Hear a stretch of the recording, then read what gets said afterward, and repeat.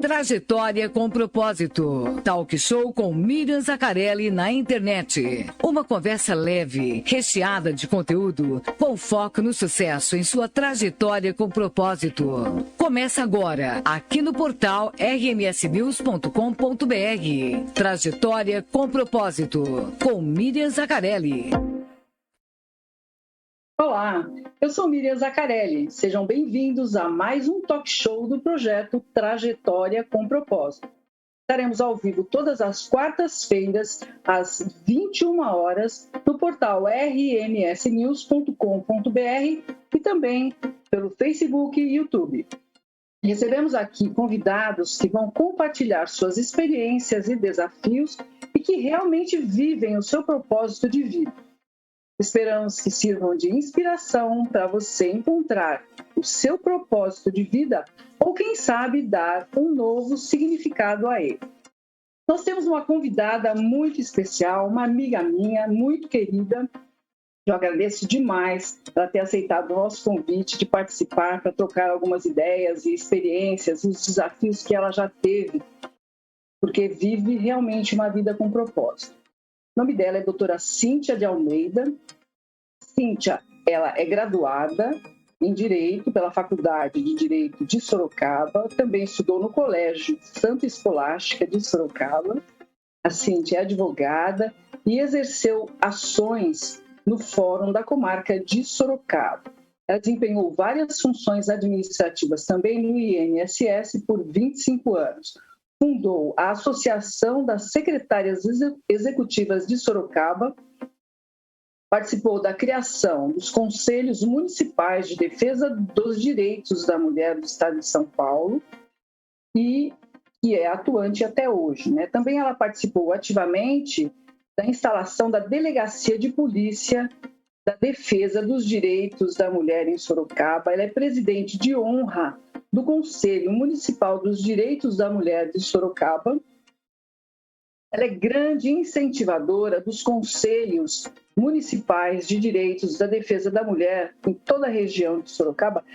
O currículo dela é imenso. Se eu ficar lendo tudo aqui, a gente vai passar o programa e não vai ver nada. Eu prefiro que ela entre no ar e complemente todas as ações dela. Olá, Cíntia, obrigada por estar conosco. Boa noite, Miriam. Boa noite a todos os nossos ouvintes. Que delícia falar com você, mesmo que virtualmente. A gente não tem se visto pessoalmente. É uma honra enorme estar aqui com você hoje. Obrigada. A honra é toda nossa. Tenho certeza que você vai tocar no coração de muita gente aí que está em dúvida com o seu propósito e que vai poder repensar e refletir. Tenho certeza disso. Ô, Cíntia, conta pra gente o que é para você, qual a definição para você do propósito? Para mim, o propósito de vida é a direção a seguir, as metas, os sonhos, os objetivos que você coloca na sua vida. Embora pareça algo muito fácil, muitas pessoas não conseguem encontrar o propósito, mesmo com a experiência de vida, não conseguem encontrar o propósito de vida. É verdade? É verdade. E o que você acredita que foi determinante para você encontrar o seu propósito? Olha, eu tive uma experiência pessoal, eu me formei com 22 anos de idade, eu já tinha a inscrição na OAB Sorocaba. Era 1977, olha, 44 anos atrás. Quando eu me casei, em 78, eu, logo no ano seguinte, engravidei do meu primeiro filho. Infelizmente, o meu marido, que também era advogado, eu fui vítima de uma crueldade praticada por ele. E com isso, a vida do meu filho corria risco. Isso foi determinante para o meu propósito, porque eu tive que ficar num exílio de mim mesma, eu tive que ficar comigo durante um mês para não perder o meu filho, o filho que eu estava gerando. Nesse momento, eu tive uma lucidez e reconheci os meus valores eu reconheci que eu tinha a capacidade de auxiliar muitas pessoas se eu quisesse. Então me veio esse sonho, essa luz enorme, imensa. Na minha maneira de ser, eu pude visualizar que aquele escritório de advocacia que eu compartilhava com o meu pai, na Rua São Bento, 191, em Sorocaba, 1979, eu poderia receber mulheres que não tinham tido as mesmas oportunidades que eu tive, o mesmo conhecimento que eu tinha do direito e das leis, e poder me conectar com essas mulheres, porque é nossa obrigação, é nosso compromisso ofertar saberes, distribuir conhecimento para as pessoas. Ali nasceu o meu propósito de vida. É uma verdadeira virada de chave, né? O que você falou tem tudo a ver com o nosso propósito aqui, né? Porque eu resolvi já há um tempo, aí, um ano e pouco, que eu iria encontrar um tempinho para dividir exatamente o que você falou, dividir um pouquinho da experiência que eu tive, né, na minha vida profissional, na minha vida pessoal, e convidar outras pessoas para fazer o mesmo, né? Eu tive a oportunidade de escrever um capítulo de um livro de 25 mulheres em todo o mundo. Então, assim, eu falei, nossa, que legal, eu posso dividir um pouco da minha experiência e posso aprender também com a experiência dessas outras 25 mulheres. Por que eu não posso dividir a experiência de tanta gente boa que está do nosso lado, e está fazendo tanta coisa? Então, faz parte do meu propósito isso, e você tem toda a razão, né? Quando a gente quer, a gente faz, e quando a gente consegue, é importantíssimo a gente dividir. Não adianta ficar só com a gente, a experiência e os desafios, não é isso mesmo? Eu era servidora pública federal na época, eu fiz a faculdade sendo servidora pública federal, eu custeei os meus estudos com o meu trabalho no governo federal, que é o INSS. E então, quando eu tinha um chefe que era sociólogo, e ele via a minha paixão por distribuir os meus saberes. E ele, então, me disse, Cíntia, você tem que criar uma organização não governamental, porque o governo não faz a parte dele, não consegue fazer a parte dele. Você, por favor, disponha do tempo que você necessitar para ajudar as pessoas. Como naquela época nós trabalhávamos durante 6 horas por dia, das 7 da manhã às 13 horas da tarde, eu seguia para o meu escritório, eu trabalhava na Nogueira Martins, seguia até a Rua São Bento, onde estava o meu escritório. Eu criava o meu filho com a ajuda dos meus pais. E também ele ficava em creche, em período integral ele ficava na escolinha, né? Como ainda hoje existe. Mas eu não rejeitei nenhum dos valores que me foram passados na faculdade. Eu procurei o fórum, eu distribuí cartões de visita para aquele policial militar que ficava lá e divulguei que eu estava fazendo uma advocacia gratuita para mulheres que não tinham condições de arcar com os custos de uma ação.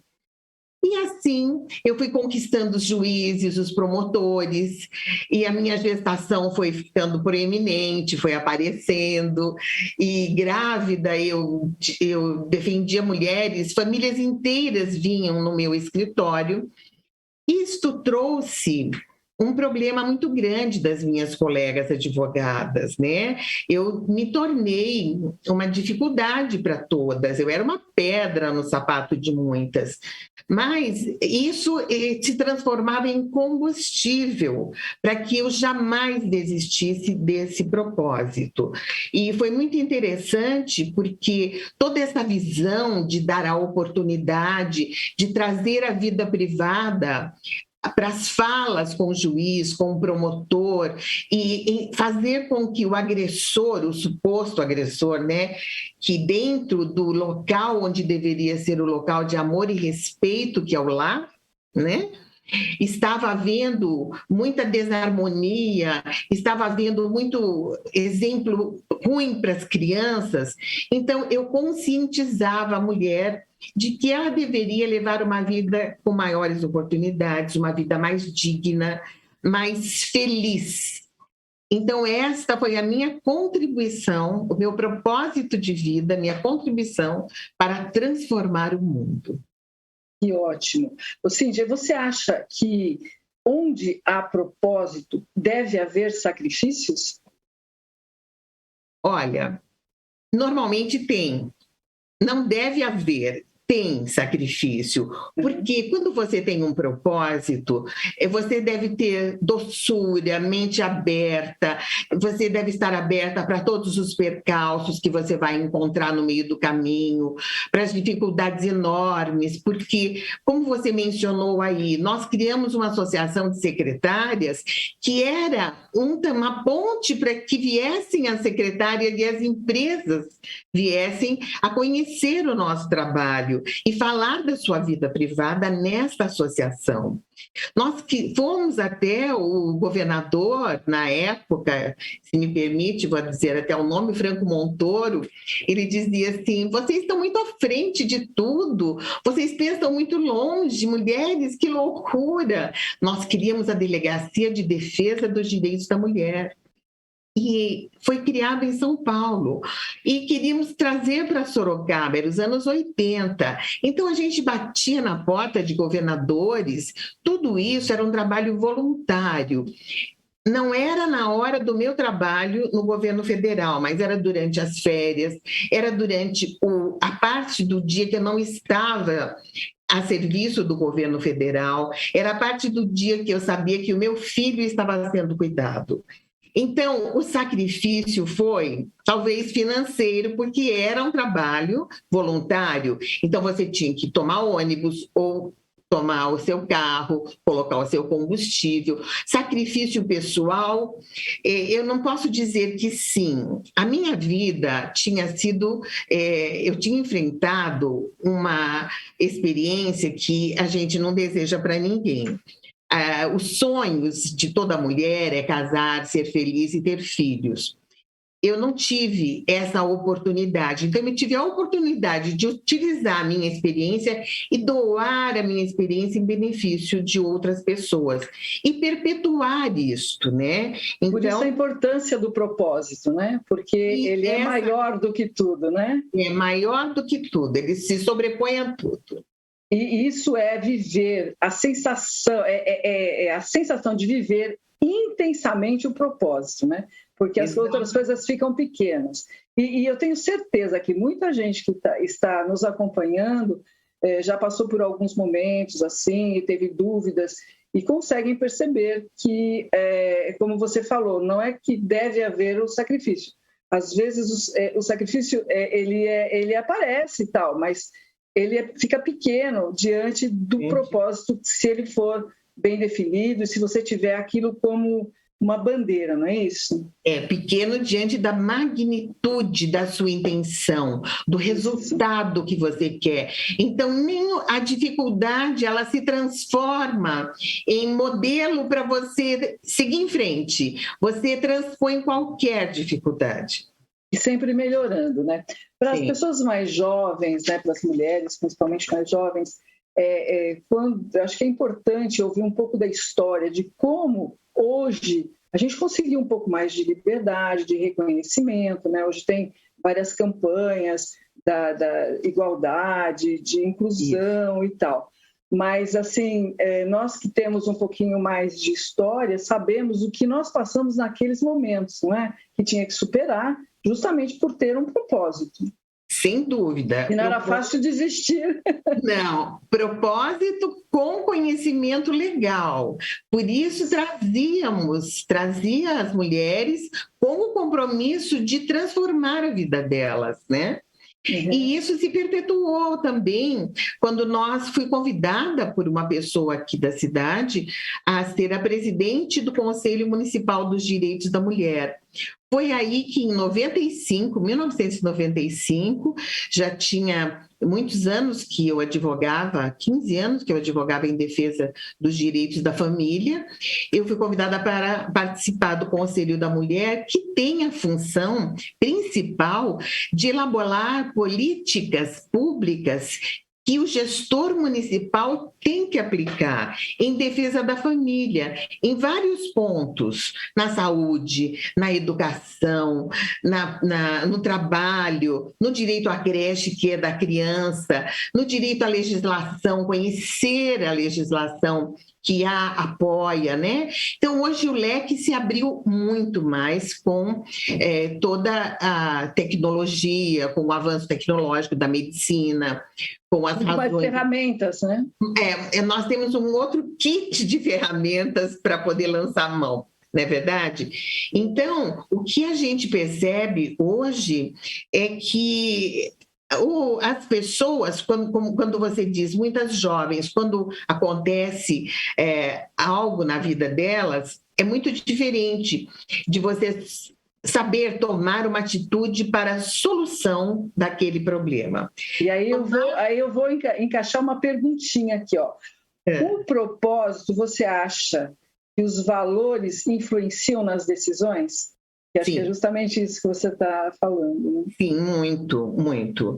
Influencia muito, porque a transparência, é a visibilidade do que você quer, a certeza do que você quer, o sim ou não. Não é uma Alice no País das Maravilhas, que tem vários caminhos para seguir e o gato lá, risonho, diz: se você não sabe que caminho seguir, segue qualquer um, tanto faz, né? Uhum. Aí, quando você sabe, isso é muito diferente, é fantástico, né? E, Cíntia, deixa eu te perguntar mais uma coisinha aqui, olha. Qual a diferença da Cíntia, criadora de tantos movimentos que empoderaram e engajaram tantas mulheres, da Cíntia mulher?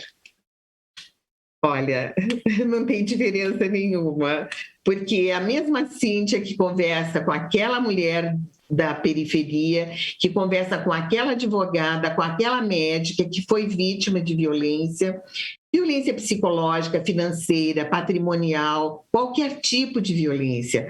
É a Cíntia que conversa com os filhos, com os netos, que conversa com o governador, que participa de congressos, que viaja para o exterior e conhece pessoas. Então, eu tinha um propósito quando eu tinha 12 anos de idade, eu me lembro, que eu vi muito distante da minha casa, da janela, uma coisa pegando fogo. E eu disse para mim mesma, eu quero ser uma mulher diferente na vida das pessoas. Então, hoje, a Cíntia pode dizer que ela se tornou aquela mulher que a menina um dia sonhou, porque a gente sonha em ser algumas coisas e nós devemos florescer aonde estamos plantadas, porque água parada apodrece, cheira mal. Eu sempre digo isso para os meus filhos e para as pessoas que eu conheço. E quem não sonha, não realiza, não é? Quem não sonha, não realiza. Ok. Nesse momento aí onde a gente está com tantos problemas, né, na pandemia, qual você acha assim, que foi o maior desafio em relação ao movimento das mulheres? O que isso afetou? Como afetou? Olha, nós temos a informação de que trazer a vida privada a público durante a pandemia foi muito difícil para as mulheres, porque todos estavam dentro do lar, que deveria ser o lugar de amor e respeito. Então, era muito difícil para a mulher buscar ajuda, buscar saber qual era o tipo de violência ou de acontecimento que estava... O que estava acontecendo na vida dela, né? Como que ela deveria se comportar diante daquilo. Então, buscar esse conhecimento. Então, o nosso compromisso ficou mais atado, esse nó ficou atado, ficou difícil. E nós sabemos que o número de pessoas que foi até a delegacia de polícia, eu não fiquei um dia sequer sem receber um telefonema solicitando ajuda. Durante a pandemia, Miriam, foi muito difícil a minha vida pessoal. Eu sepultei 3 pessoas da minha família em 10 meses. Não foi pela pandemia, foi pelo câncer. Então, as pessoas sofreram muito, eu testemunhei todo esse sofrimento, mas em nenhum momento eu deixei de atender, de orientar qualquer pessoa, porque a nossa relação com a Delegacia da Mulher, com o Instituto Médico Legal, com o Centro de Referência da Mulher, ali na Juscelino Kubitschek, que é um órgão governamental municipal, nunca deixou de existir. Eu ainda participo do Conselho Municipal de Saúde, vou lá, faço sugestões para que haja uma prevenção quando a criança nasce com problema de neonatal e tem que ficar separado da mãe, ou a mãe não tem leite para amamentar. O que eu fiz durante a pandemia? Eu fui a todas as cidades da região metropolitana de Sorocaba.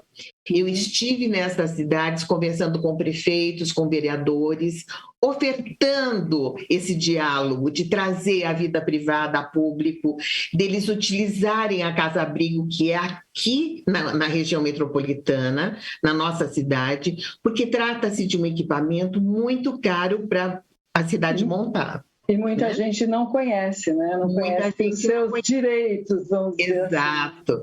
Então, eu estive em cada uma das 21 cidades da região metropolitana ofertando esta possibilidade de selar um contrato emergencial com Sorocaba, bem como propus a prefeitos e prefeitas montarem posto de coleta de leite humano, porque o leite humano na saúde da criança previne doenças.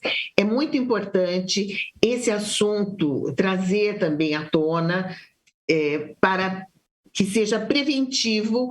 Como nós estávamos numa pandemia, ou estamos entrando numa outra fase, nem sabemos dizer ao certo, né?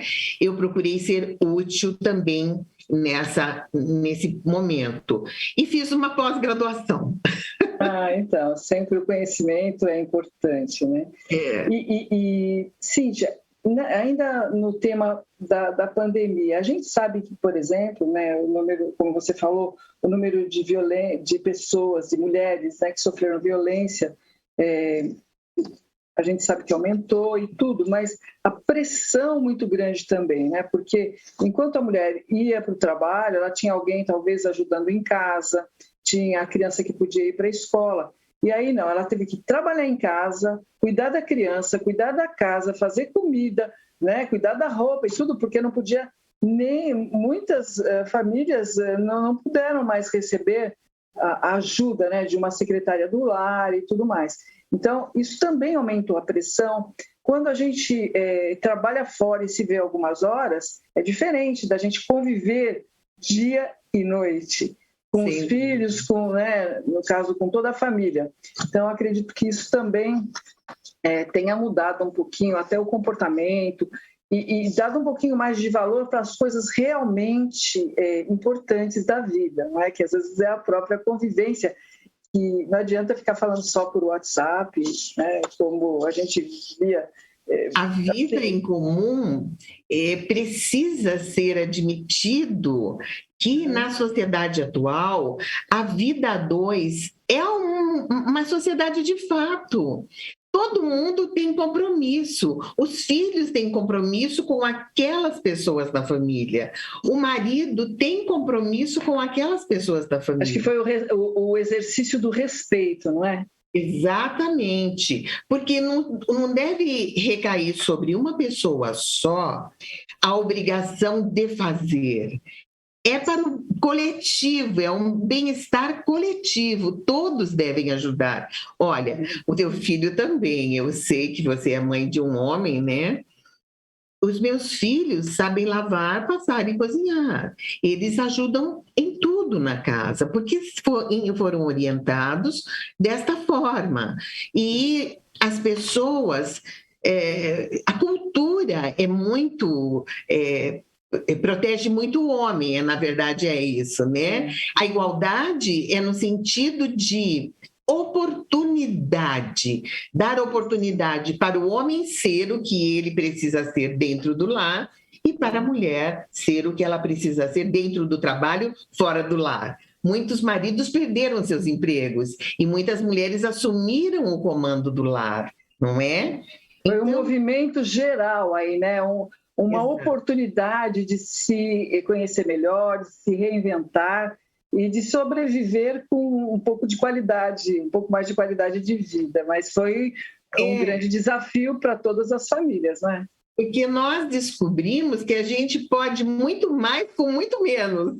Exatamente. E não tanto, não é? Aquilo que era tão importante não deixou de ser. Mas o convívio, a harmonia, eu acho que tivemos oportunidade de melhorar essa parte também, não é? Tolerância é o mote. Tem que haver muita tolerância. Agora eu vou fazer tipo um ping-pong aí com você. Tá. Vou falar algumas coisas e eu gostaria que você desse aí uma resposta rápida, mas do que o propósito tem a ver com isso. Então, inteligência emocional. Sim, é fundamental. Integridade. Integridade de caráter é essencial. Resignação. Resignação é vital para o propósito. Vital. Como tinha aquela mulher que se vestiu de guerreiro, Joana d'Arc, como tinha Madre Teresa de Calcutá. Ninguém quer ser nenhuma delas, mas elas tinham um propósito. Saúde psicológica. Isso é fundamental para você se manter na missão, se manter no propósito. E um propósito social. O social, ele é abrangente, ele não é para você, é para o local que você vive, ele é coletivo. Ok, Cíntia, olha, é tão gostoso, né, bater um papo assim. Tá bom? Agora eu queria que você deixasse uma mensagem para as pessoas que estão nos acompanhando aqui nesse bate-papo tão gostoso sobre trajetória com propósito, né? Que mensagem você tem para os nossos seguidores? Então, eu peço que cada um reflita sobre o seu propósito, porque embora pareça algo tão fácil, como nós dissemos no início, muitas pessoas não conseguem discernir e encontrar, mesmo em idade avançada, não conseguem encontrar o seu propósito de vida. Talvez ele esteja tão ali ao lado, embaixo dos seus olhos, ao seu lado, e você não consegue enxergá-lo, não consegue lançar mão dele. Então, ter um propósito é fundamental para que a vida valha a pena. E é para isso que nós estamos aqui, para transformar a vida do nosso próximo. Qualquer pessoa que chegue perto de você deve sair muito melhor do que chegou.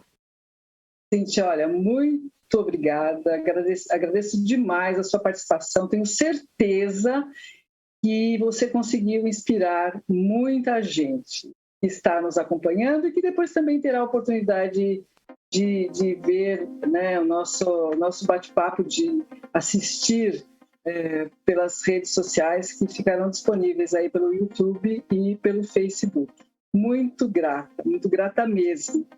Agradeço, gratidão, digo eu. Espero vê-la para nos abraçarmos pessoalmente. Um grande beijo, muito sucesso e obrigada pela oportunidade. Muita honra. Eu que agradeço. Pessoal, eu espero que esse projeto Trajetória com Propósito possa inspirar você para encontrar o seu propósito e viver feliz. Eu quero agradecer a contribuição da nossa querida Cíntia de Almeida. Eu quero agradecer também a equipe da RMS News, que nos ajuda a transmitir, a fazer as transmissões e toda a programação, para o espaço do professor Cris, que é professor de canto. E lembre-se, todas as quartas-feiras, às 21 horas, estaremos aqui ao vivo com mais um convidado para que você se inspire a encontrar o seu propósito ou dar um novo significado a ele. Acompanhe nosso projeto Trajetória com Propósito, curta e compartilhe. Até a próxima! O portal rmsnews.com.br apresentou Trajetória com Propósito, talk show com Miriam Zaccarelli na internet. Disponível nas redes sociais, YouTube e Facebook, do portal rmsnews.com.br. Também em podcast no Spotify e Google Podcast. Trajetória com Propósito.